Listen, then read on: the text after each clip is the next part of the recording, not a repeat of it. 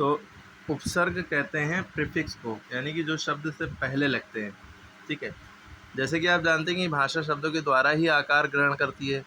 जिस भाषा के पास जितनी संख्या में शब्द होते हैं उतनी ही समृद्ध भाषा मानी जाती है। विश्व की लगभग सभी भाषाएं विभिन्न प्रकार की शब्द रचना की जाती हैं, इसके द्वारा उनका शब्द भंडार बढ़ता चला गया, यानी कि शब्द बढ़ते चले गए।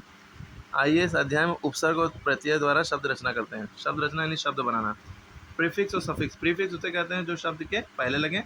सफिक्स उसे कहते हैं जो मेन वर्ड के, रूट वर्ड के एंड में लगे, आखिरी में लगे। अब जैसे पुत्र लिखा है, क्या लिखा है? पुत्र। पुत्र माने बेटा, है ना।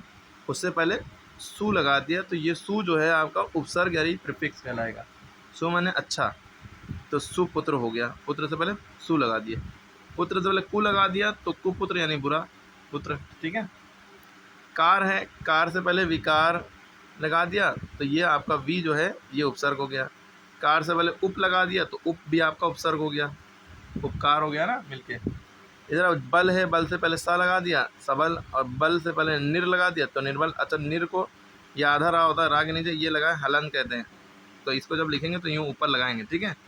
निर्बल यानी बलहीन, जिसके पास ताकत ना हो, ठीक है।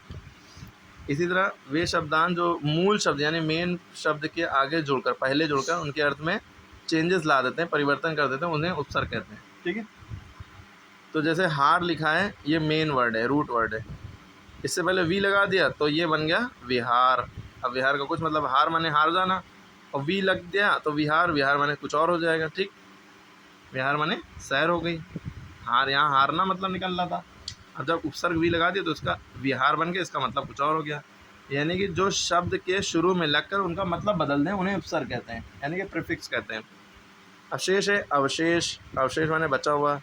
शेष है, उससे पहले वी लगा दिया तो विशेष, विशेष माने स्पेशल यानी खास। क्लियर है। एक सबसे ज़्यादा इम्पोर्टेंट ये भी याद रखिएगा कि आ जो है ये भी उपसर्ग है, और आ मतलब होता है नहीं, अपोजिट, यानी कि बिना, हीन, रहियत, ठीक है।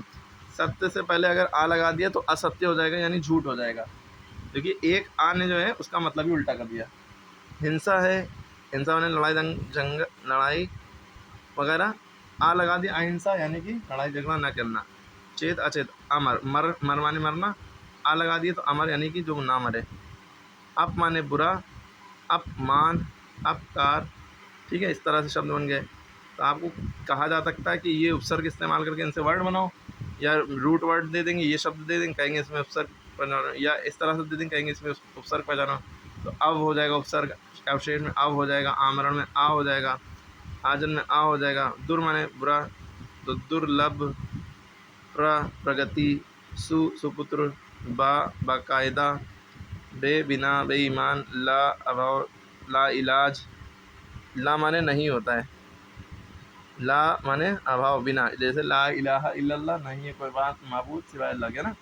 अरबी में भी ला माने वहीं, ये ला अरबी का ये है उपसर्ग। हम बराबर आपस में, यानी कि हम उम्र, यानी कि एक ही जैसी उम्र का है। हम सफ़र, साथ में चलने, हाँ साथ का मतलब साथ में रहने वाला। हम राज, हम शक्ल आदि, ठीक है। सफिक्स यानी कि जो वर्ड के एंड में लगे, देखिए मानव के साथ में अगर लास्ट में ता लगा दिया तो ये बन गया मानवता।